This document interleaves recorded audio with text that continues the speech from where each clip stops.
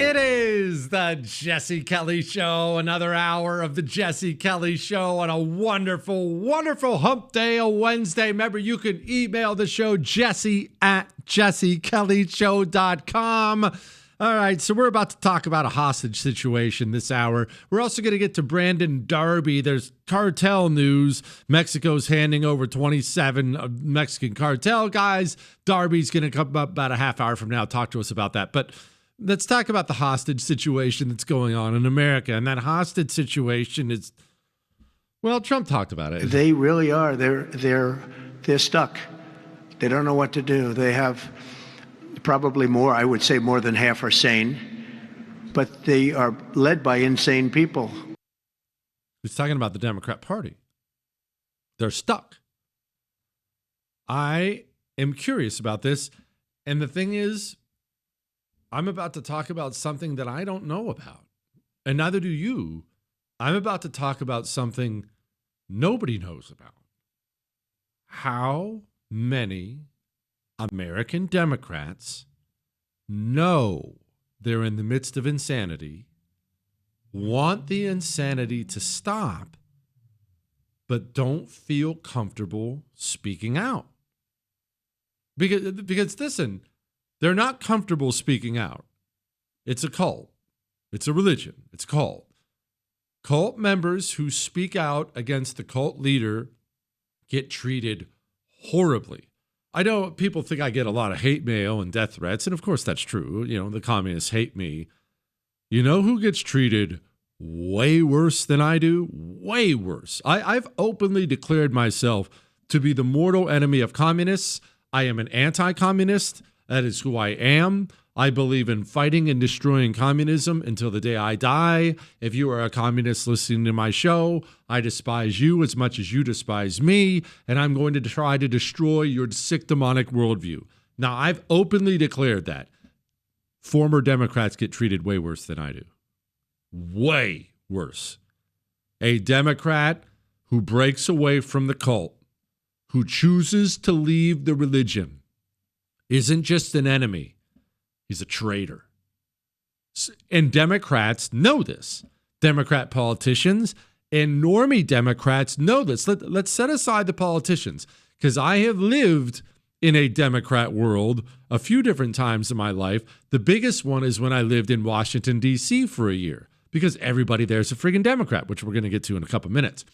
Everybody there is a Democrat. So I would get invited out with friends. I had a few friends there. Ob and I would get invited out on a Friday or a Saturday. Hey, we're having some chicken wings and watching the game, something like that. Well, at these parties, at these meetups, there were mostly Democrats there. Oftentimes it was Democrats there. And you can tell there is a fear, a palpable fear they have at speaking against the cult in front of their friends. It is a palpable fear for them. They don't want to be piled on. They don't want to be torn apart. They frankly feel a little bit traitorous and dirty speaking out against the club, speaking out against the religion, so they don't do it. How many of them are there? If you live in Washington, D.C., for instance, which I know you don't, but if you live in Washington, D.C., or you visit Washington, D.C., my son visited with his friends last year at the Lincoln Memorial. Some violent meth heads started screaming violent threats at them. Now, granted, because my son's an idiot and all of his friends are too, they started laughing and thought it was hilarious, but you understand what I mean. How many Democrats live in D.C. and they're afraid?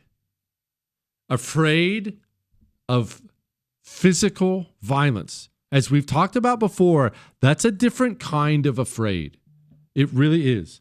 That's a whole different kind of fear. When you are afraid of being physically hurt yourself personally, that's a different kind of fear. How many Democrats are scared to walk to the office, walk to the car, don't want to go out after dark? Lots and lots of them. But at the same time, their religion has a devil, and his name is Donald Trump. How many Democrats in that city want the big evil devil to come in and take the scum off the streets, they just don't feel comfortable saying it. I will just go back to the fact that, you know, the people that are cheering this on privately are not like right-wing Republicans, are not MAGA people. A lot of our friends are in the media, and also Democrats that worked on Joe Biden's campaign, that worked on other campaigns, that are saying, yeah, I'd like to feel safe walking around this city. If the federal government can be a positive partner in keeping the streets safe, while, again, forming a partnership with the D.C. police and not taking over, then at least the people I've spoken with that live in D.C. day in, day out, see this as a positive step. See it as a positive step. Now, that's Joe Scarborough. That's the stuff his friends are texting him. Hey, this is kind of cool. Hey, I hate Trump. I hate Trump. They'll throw in the qualifier. I really hate Trump. Don't get me wrong. I hate Trump, but sure would be nice to not get stabbed.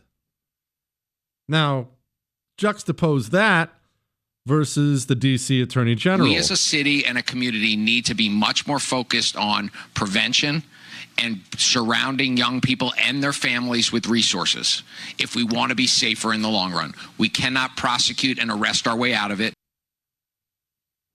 That's how you have to talk when you're a Democrat elected leader. Otherwise, you get torn to shreds. How many normie Democrats, or at least not totally insane Democrats, are living like that in not just D.C., various parts of the country? How many are tired of the expense, tired of the taxes, tired of the crime, tired of the illegals, tired of the bilingual schools, tired of all the endless Democrat misery that Democrats have brought onto this country, but they just don't have the courage to break away from the religion? And that is a very common theme in communist countries throughout history. When an evil communist regime takes over, it's not that all of them are masterminds and demons and tearing people apart. So many people putting on that Soviet uniform are disgusted by the Communist Party, but they're afraid. How many Democrats listening to the sound of my voice right now are a little uncomfortable? Because it's hitting home, isn't it? Maybe you're squirming in your chair. Maybe that's you. I don't expect you, based on my voice, to go to that cocktail party this Friday and say to your friends, well, I mean, maybe it is good to keep murderers in jail. I don't expect you to say that, but you could. Maybe your courage would be contagious, as courage often is. And look, you can hate me all you want, but in a roundabout way, I'm trying to save your party. There is a chance the Democrat Party does a Thelma and Louise and drives right off the cliff. If they don't stop, you can't brand yourself as the pro-murder party, the pro-crime party. You can't say this stuff and keep getting elected. You're going to end up losing places like New York. We as a city and a community need to be much more focused on prevention and surrounding young people and their families with resources if we want to be safer in the long run. We cannot prosecute and arrest our way out of it. You've already seen, Democrats won't see these signs, but I'm on the outside looking in, so I can see these signs. I know you can see these signs. You've already seen little burps, little bits of pushback with these various recalls, these various little election things, even in Chicago. Look, we love to make fun of this doofus who's the current mayor. I would just say it like this, that the president has always been intimidated by the intellectual prowess of black men. And so, of course, he would speak in those petite and puerile terms. Anyway, I know we make fun of Chicago, but they did get rid of their last mayor because people were tired of it. I realize they replaced Lori Lightfoot with an even bigger moron. I understand that, but There are these little signs that people are sick of it. People are sick of it. And yet, the leadership of the Democrat Party is trapped. Name me one national Democrat talking about cracking down on crime. You can't. The pro-crime party. Oops.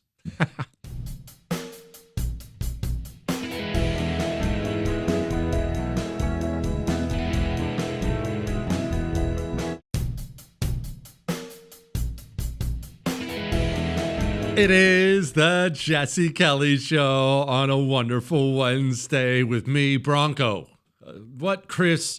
It's the Jesse Kelly Show. And look, it's been light tonight. It is as heavy as 10 boxes that you might be moving. That doesn't make sense with what I just said, but I don't care. Sometimes I don't make sense. Let's do some emails. I said I was going to get to 20. I don't know how many I've gotten to so far, but it's been a lot. It's been a lot, Chris. Jesse, here's a cool story. In 2000, my step-grandfather was the oldest living son of a Civil War vet. He was 79 at the time that Southern Living magazine did an interview with him. That's so cool. His dad was 78 when Grandpa was born. He was a Confederate veteran, captured during the battle in 1863, thrown in a Union POW camp in Chicago. I forgot the name of the camp. It was just as terrible as Andersonville, swampy and disease-ridden. He talked about the only food they got was a boiled broth once a day. They caught rats and would cook them to eat. That's freaking cool. Anyway, he said they were almost dead by the end of the war. My step-grandpa was a very unique man. In his late 70s, he had 3 different younger girlfriends that were in their 40s and 50s. He had a date for every meal. He would joke about hiring and firing them. His name was Wiley Denny. I always enjoyed listening to the stories of these elderly men. My grandpa's uncles and dad were all veterans from World War II, Korea, and Vietnam. They have all passed away now. These men were treasures, and they were greatly missed. I wanted to read that, 1, because it's cool, and 2, I don't want to get sappy, but it is sad that we're losing our old timers. And I know that's how life goes. And they would tell you that too. I get that. But there aren't many World War II veterans left. And right on their heels, the Korean War guys are fading fast. The Korean War guys. And I can't believe I'm going to say this, but we're probably 15 years away from losing our Vietnam guys? Sucks. I guess that's how it goes. Jesse, my wife and I just returned from our honeymoon in Portugal. That's sweet. While we were there, we went on a private tour with a man from Dubai. When he learned that my wife is originally from Mexico, he heard Mexico was the gateway to the United States. Oh my gosh. I tried to play it off and told him we didn't know about all that because we did things the right way. My wife was here on a tourist visa when we met. She probably looked him right in the eyes and said, Buenas tardes. Fell in love, spent years getting her through the citizen process.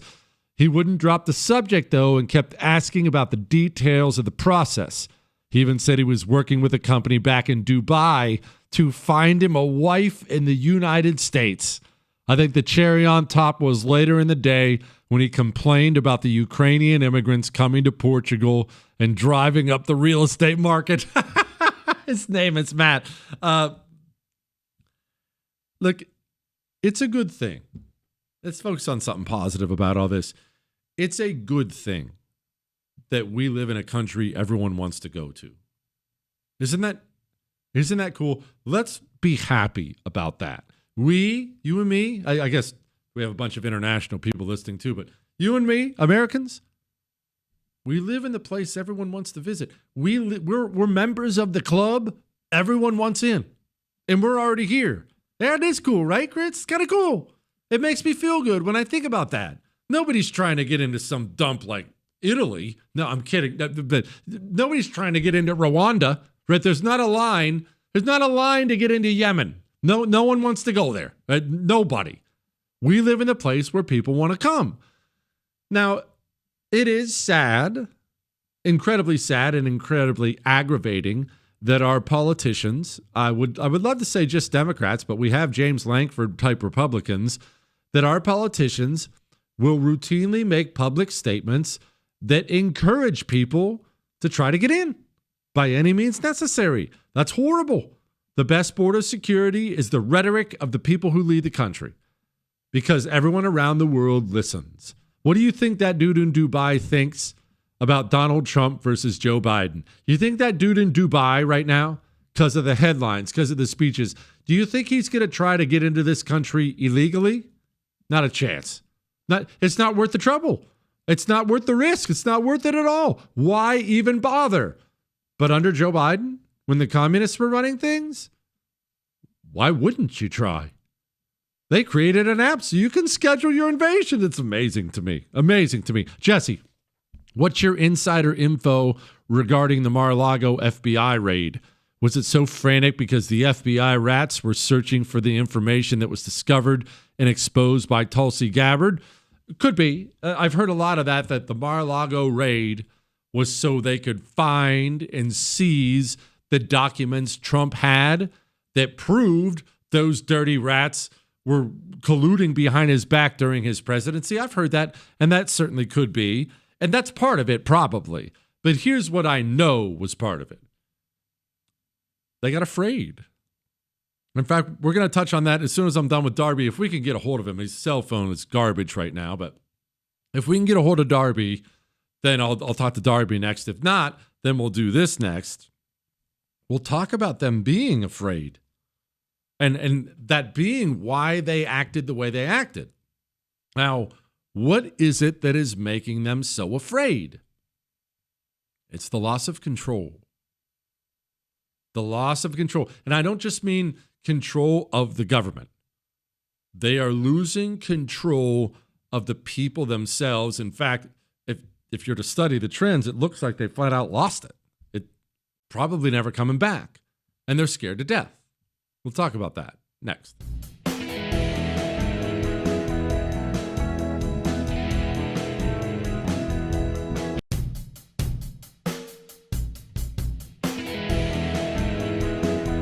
It is the Jesse Kelly Show on a fantastic Wednesday, a hump day, and it's always fantastic when Brandon Darby of the Breitbart Cartel Chronicles, big cheese editor over there, joins us to educate us on several things. Okay, Brandon, they're handing over 26 cartel leaders. Mexico is.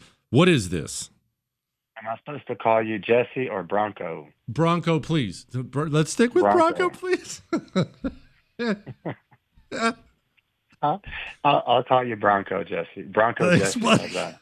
Thanks. No, when you did that, there's a guy on Twitter named Gay Patriot.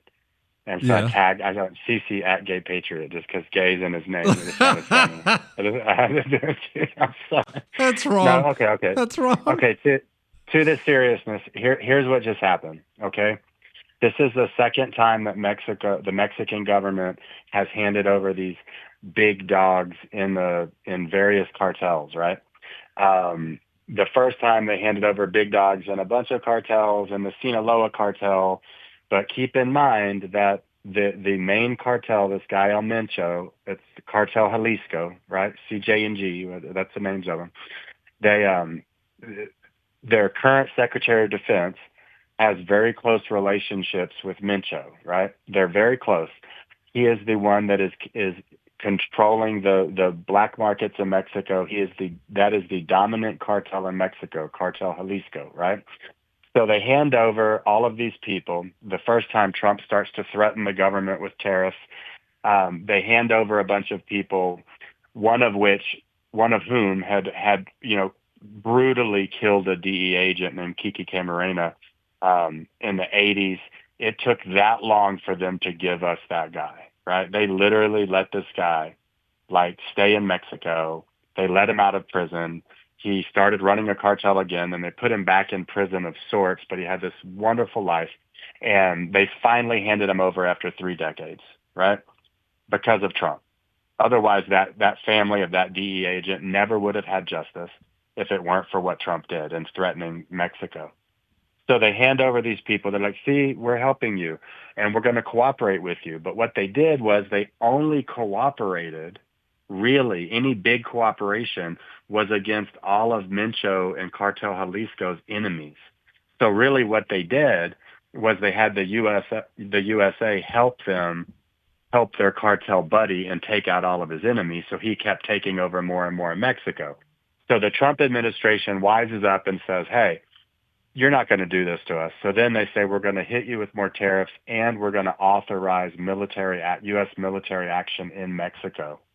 And all of a sudden, Mexico's government says, oh, here are these 26 more top Sinaloa and Jalisco cartel operators.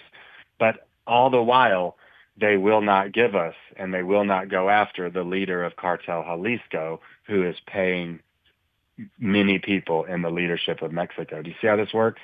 Do you see this game that's being played? Awesome that they handed these people over. Not awesome that they won't go after El Mencho. We can find Mencho. I promise you the U.S. government has plenty of information as to where he is.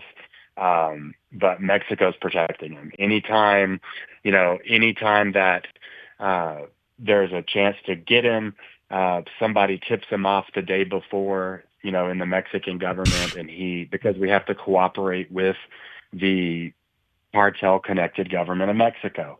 And that's what this is about. This is them saying, hey, we're doing something. We're showing you some action. Please don't try to start doing unilateral military action in our country, because if you do, there's really not a darn thing we can do about it. Okay, so again, we're speaking with Brandon Darby, Breitbart. This is exactly why I wanted to have him on, because I was curious. I see the headline, and immediately I'm curious. Brandon, before we get to other parts of what you just said, why not give this guy up? I know you've said before he is friends, I guess personal friends with, I guess, their Secretary of Defense or something like that. But is it fear? Is it friendship? No. Is it just simple bribery? Money. It's money. It's money. Everything is for sale in Mexico. So that is really good if you're a bad guy and you can buy your way out of justice. But if somebody comes in with a larger economic incentive, then they can buy justice for you and get you incarcerated. You see how this works? Mm-hmm. And everything is for sale in Mexico. It's the most complicated thing you've ever seen. If you try to do any business dealing in Mexico, this is how it goes down. You start doing it, it looks like it's going to work, and then at the last minute they go, well, there's this one guy, and he wants, $20,000, or he can't, he can stop it. And so you're like, okay, all right, $20,000. All right. Yes, he can be in the deal for $20,000. No problem. And then it moves a little further. And then just on the last day, you think you're closing the deal. And they go, well, there's this guy really doesn't want this to go through, but there's this other guy who's his advisor, and he says that if we hire him as an advisor for $100,000, and you're like, oh my gosh, like this is the most insane thing you've ever seen. It's how business works in Mexico. It's how it works, and this is how it works on the highest levels as well. So again, they're still protecting El Mencho. They're still protecting Cartel Jalisco. They're still acting like they're helping us fight cartels while they, for the most part, only go after the enemies of El Mencho. So we're clearing his path, right? And the Trump administration is starting to have enough of it, and they're like, all right, let's up the ante. We're gonna authorize unilateral military action, and we're gonna hit you with more tariffs because you're not doing enough. So they say, okay, here's a little more, and then we're gonna come back again and say you're not doing enough. And they're going to say, here's a little more. And they're going to draw this out to where Trump is no longer in office. Whoever's in there next does not care about this issue. They're just going to say they care about it, like Democrats and Republicans have for decades, right? And they're not. That's what they're waiting it out. That's what he's doing. He's very intelligent, very smart, knows what he's doing, and he is paying everyone and waiting this out, waiting this administration out. However, it is also good that we are getting these people. But mind you not, none of these people, not the first tranche and not this tranche, none of these cartel operators and leaders would be facing U.S. justice for what they've done to our communities if it were not for Trump threatening tariffs and threatening military action. And do not forget that fact. Do not let that slip off your brain. Anyone listening. Speaking with Brandon Darby, Breitbart, I have so many more questions now based off of these other things. Let me just ask this really briefly, Brandon, before I go to break and then attempt to strangle you to keep you here for one more segment. This El Mencho guy, you've mentioned Mencho several times. What's his background? Where did he come from? Well, okay, so Cartel Jalisco was part of the Sinaloa Federation. I've talked about this on the show before, not this particular but the concept. The Sinaloa cartel is really a federation, right? It's really a bunch of different criminal groups who are all, they agree to be under the banner of the Sinaloa cartel, okay?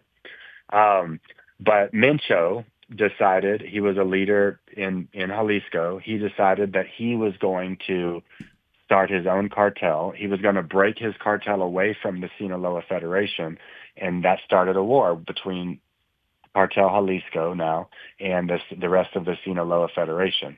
The U.S. government, with the help of the Mexican government, has taken out several of the Sinaloa leadership. So now the Sinaloa cartel, the Sinaloa Federation, is a bunch of groups fighting each other, right? And they have very limited federal power any longer. Some of them still have a lot of power, but it's going to be waning as years go by, right? For sure, because we've done the same thing that we did to the Gulf Cartel, which is we decapitated them so many times that now they're really a bunch of glorified gangbangers operating under the banner of the Gulf Cartel, but really there's just a bunch of there's probably 10 different leaders of the Gulf Cartel, right? These different factions that oftentimes are fighting each other. So, and it's much easier to deal with that than it is to deal with an El Mencho or a Sinaloa cartel when it was in its heyday, because they have access to control in the federal government, right? So when you deal with the Gulf Cartel now, they have regional, they might have some municipal employees or workers. They have some journalists. They have some people in the state government, but not as many, not the governor any longer, right? They don't have the kind of power, and that's because of the decapitation approach. And that's what's happening with the Sinaloa. But so Mencho broke away and said, hey, my criminal group is now Cartel Jalisco, and it's no longer under your leadership. And from now on, I make all the money. And I'm going to be so brutal that all of you are going to be afraid to mess with me, and that's kind of what's happened. He is Brandon Darby. Brandon, do you have just time for a couple more questions after the break? I'd love to. I'm have a cup of coffee. I'm chilling. I'm all about it. Perfect. We are going to be right back with Brandon Darby.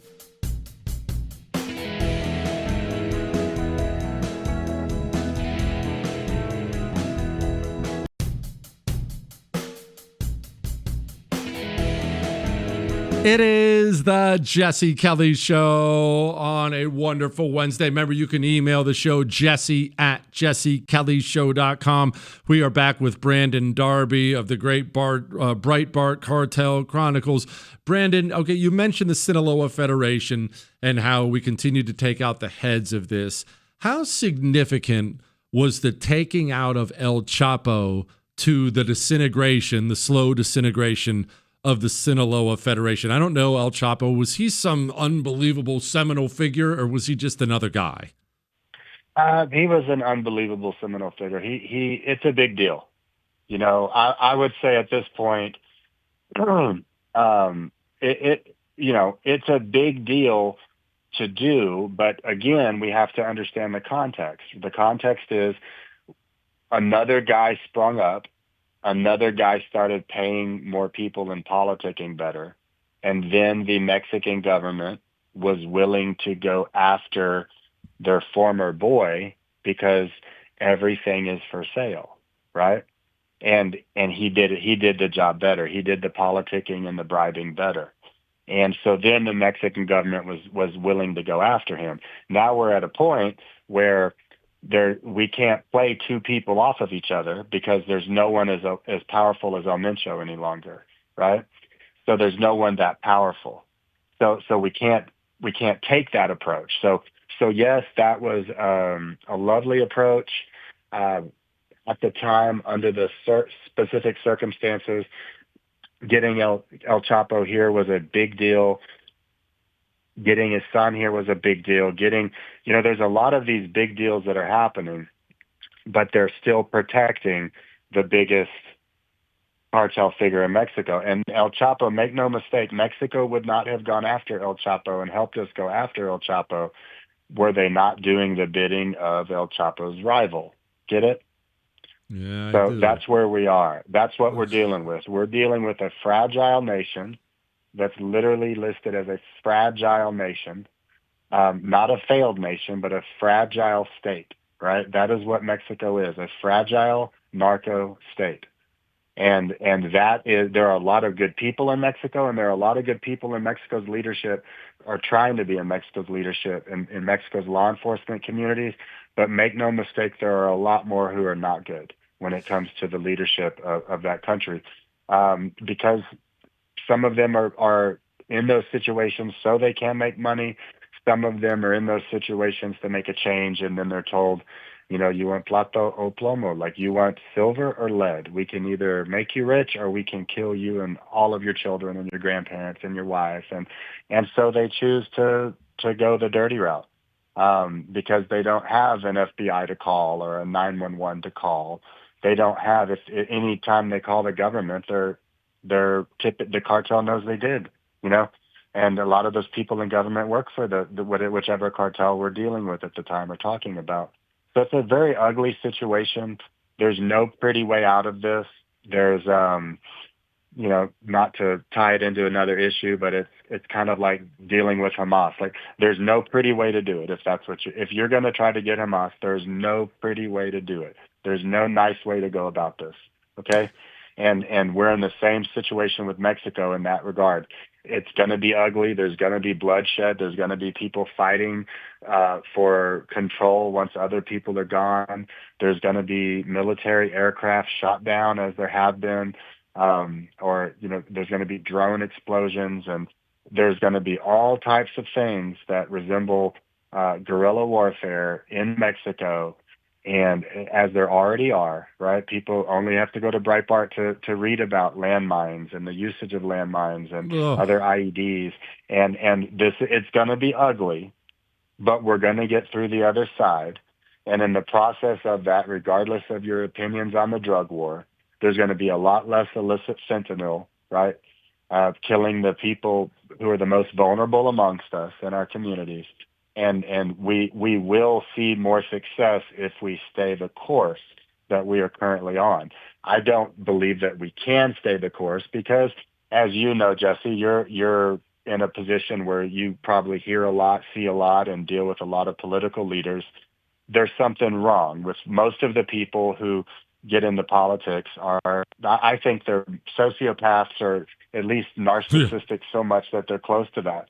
And do I think that they're going to have the stones that Trump has shown? No, I don't. And I hope they do, but I don't have faith in it. That's why I'm like, I am 100% supportive of being as aggressive right now as we can be. Yep. As aggressive as we can be. Let's hammer the gas while we have the steering wheel still. Brandon Darby, go. If you're not reading the Cartel Chronicles, you're not getting this stuff all the time until I drag poor Brandon over here with a cup of coffee. Brandon, thank you, brother. As always, I appreciate you so much. Thanks for educating us again. What an ugly state of affairs. I'm completely fascinated by this El Mencho guy who apparently runs Mexico now. So, anyway.